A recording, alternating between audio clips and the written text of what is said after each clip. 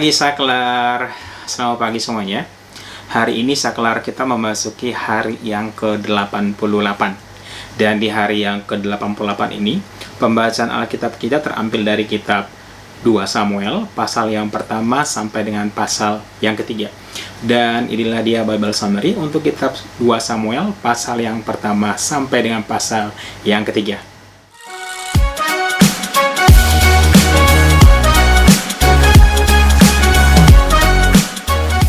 Pada kitab 2 Samuel, ayat yang pertama atau ayat yang ke-1 dengan judul perikop, Daud menerima kabar kematian Saul. Pada perikop ini diceritakan setelah Daud ini berhasil mengalahkan orang Amalek dan kembali ke Ziklag setelah 2 hari, tepatnya pada hari ketiga, maka datanglah salah satu tentara orang Israel, anak buahnya Saul, dan menghadap kepada Daud. Dan begitu dia datang, kemudian si Daud ini bertanya, "Kamu siapa?" Dan dia bercerita bahwa dia adalah salah satu tentara daripada Saul, dan dia datang membawa kabar kepada Daud tentang peperangan yang dialami oleh orang Israel. Si tentara ini mengatakan bahwa Israel telah kalah dan Saul beserta dengan anak-anaknya telah mati. Dan karena itu si Daud ini bertanya, "Bagaimana kamu tahu bahwa Saul dan anak-anaknya telah mati?" Kemudian orang ini berkata bahwa dia melihat sendiri bahwa Saul ini mati. Bahkan dia menceritakan bahwa dia melihat Saul dalam keadaan terluka dan dia berpegang pada tombaknya, sementara dia dikejar oleh tentara Filistin. Dan pada saat itu Saul ini melihat dia dan memanggilnya untuk datang membunuh daripada si Saul ini. Dan setelah orang ini melihat bahwa Saul ini dalam keadaan lemah dan tidak mungkin selamat, oleh karena itu dia mengulurkan tangannya dan membunuh Saul. Dan sebagai bukti bahwa dia telah membunuh Saul, orang ini membawa jejamang di kepala Saul beserta dengan gelangnya Saul sebagai bukti bahwa dia telah berhasil membunuh Saul. Dan demi dilihat Daud sendiri bahwa ternyata benar Saul ini telah mati, maka Daud beserta dengan orang-orangnya merobekkan pakaiannya, dan mengambil debu ke atas kepalanya, dan dia berduka. Kemudian setelah itu Daud ini berkata kepada seorang tentaranya untuk memarang orang ini karena orang ini telah berani membunuh Saul. Kemudian Daud berkata, "Tidakkah engkau segan mengangkat tanganmu untuk membunuh atau membinasakan orang yang diurapi Tuhan? Dan seperti mulutmu sendiri bersaksi menentang engkau, maka engkau akan mati terbunuh oleh kesaksian daripada mulutmu sendiri." Kemudian orang Daud ini datang dan memarang orang ini sehingga mati. Masih pada kitab 2 Samuel ayat yang ke-1 dengan judul perikop, ratapan Daud karena Saul. Dan mendengar hal ini maka merataplah Daud, dan Daud ini akhirnya membuat satu buah lagu ratapan yang didedikasikan kepada Saul dan anaknya Yonatan. Dan lagu ini juga diajarkan oleh Daud dan disuruh dinyanyikan oleh Bani Yehuda. Dan lagu ini terdapat pada kitab Orang Jujur. Secara detail isi lagunya seperti apa nanti teman-teman bisa baca sendiri, tapi saya bisa menyimpulkan beberapa poin yang didapatkan daripada lagu ini. Poin yang pertama itu bagaimana Daud ini menggambarkan kepemimpinan Yonatan dan Saul ini luar biasa. Kemudian alamnya Israel ini berduka atas kematian daripada Saul dan Yonatan. Dan juga bagaimana si Daud ini mengutuk Bukit Gilboa, karena di Gilboa inilah si Saul dan Yonatan mati. Kemudian juga dia pada lagu ini menyuruh anak-anak Israel, anak-anak perempuan Israel untuk berduka karena mereka kehilangan orang yang selama ini memprovide kehidupan mereka. Dan juga secara khusus Daud ini memuji keajaiban cintanya daripada Yonatan. Buat Daud, cinta Yonatan ini sangat luar biasa, lebih ajaib daripada cintanya perempuan. Dan lagu ini itu bagaimana Daud ini memuji kepahlawanan Saul dan Yonatan. Kemudian kita lanjutkan di pasal 2 dengan judul perikop, Daud menjadi raja atas Yehuda. Setelah itu Daud ini bertanya kepada Tuhan, apakah ia harus pulang kembali ke Yehuda? Dan Tuhan memberi perintah kepada Daud supaya dia kembali ke Yehuda. Dan Daud ini bertanya, kalau pulang ke kota mana? Dan Tuhan menyuruh Daud pergi ke kota Hebron. Dan sesampainya di kota Hebron, orang-orang Yehuda datang berkumpul dan mengangkat Daud ini menjadi raja atas mereka atau atas Yehuda. Dan di kota Hebron ini juga terdengarlah kabar kepada Daud bahwa orang-orang Yabes Gilead ini mempertaruhkan nyawa mereka mengirim orang-orang gagah perkasa untuk mengambil mayatnya Saul beserta dengan anak-anaknya. Dan hal ini dipuji luar biasa oleh Daud dan menghormati orang-orang Yabes Gilead ini.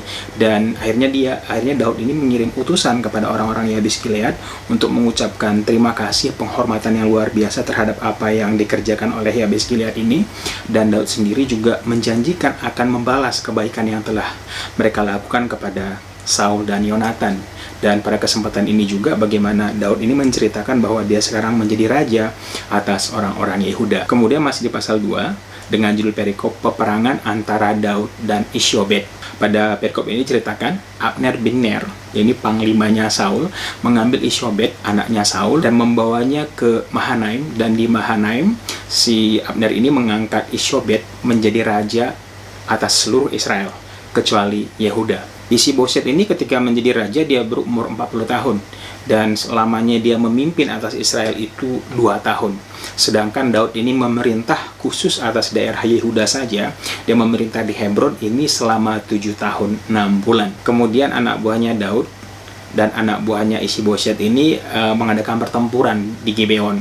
Dan dalam pertempuran ini Asael, adiknya Yoab, ini mengejar Abner, panglima tentara daripada Isiboset. Dan ketika si Asael ini mengejar Abner ini mengatakan kepada Asael supaya jangan mengikuti dia terus. Kalau mau, ambil salah satu orang-orang untuk bertanding, jangan mengikuti dia. Karena bagaimana nanti dia memandang Yoab kakaknya gitu. Karena Abner ini kenal benar siapa Asael ini. Karena Asael ini memang adiknya Yoab, panglima tentara daripada Daud. Tetapi Asael ini tidak mendengar dan dia selalu mengikuti kemanapun Abner ini pergi. Dan akhirnya si Abner ini mengambil lembing dan menusukkan ke belakang sehingga si Asael ini mati.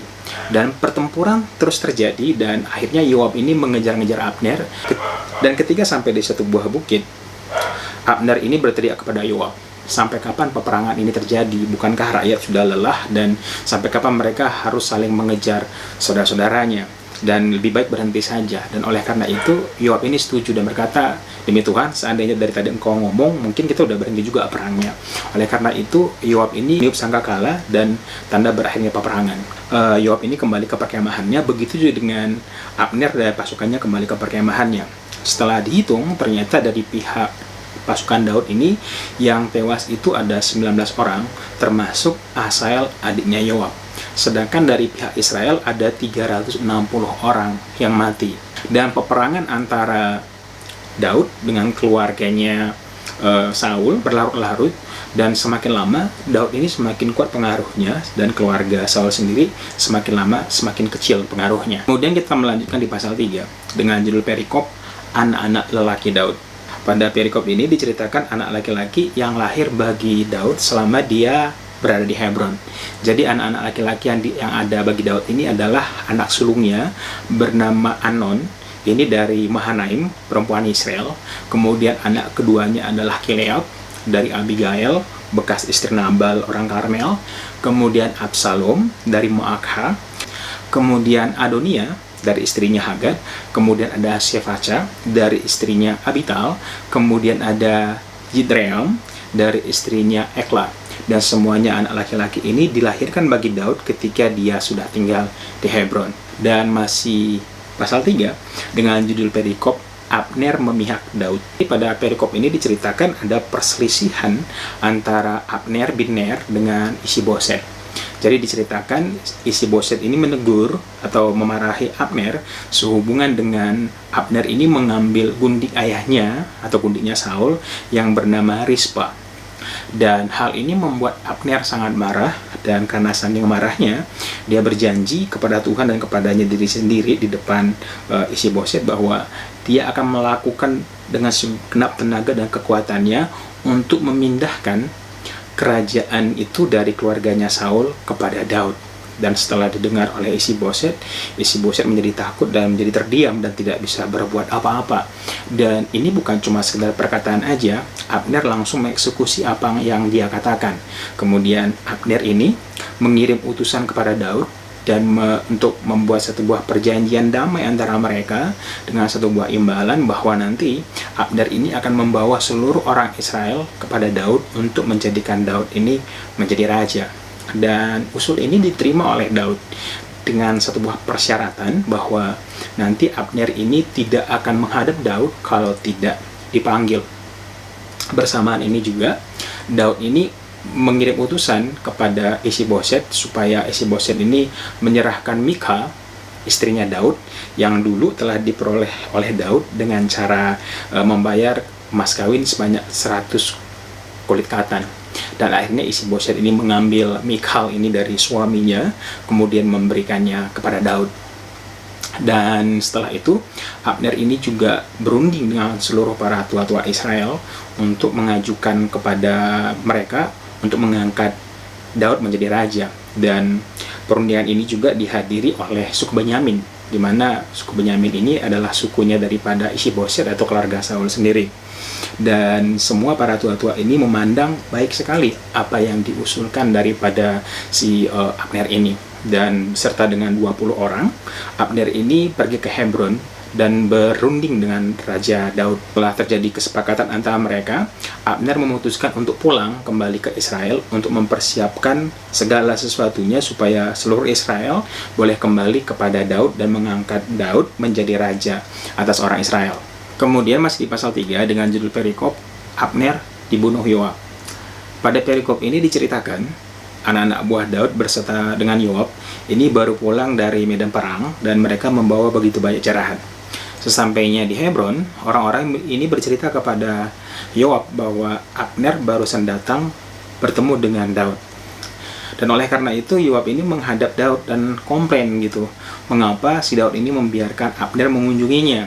Dan si Yoab ini mengatakan, kamu nggak tahu bahwa Abner ini orang yang licik, dia sedang menyiapkan tipu daya, dia mengunjungi kamu untuk melihat-lihat apa yang telah kamu rencanakan untuk mengalahkan kamu. Dan setelah itu Yoab ini pergi, dan tanpa pengetahuan daripada Daud, Yoab ini mengutus orang untuk kembali menjemput Abner dari perigi Sira. Dan penjemputan ini sama sekali tidak diketahui Daud.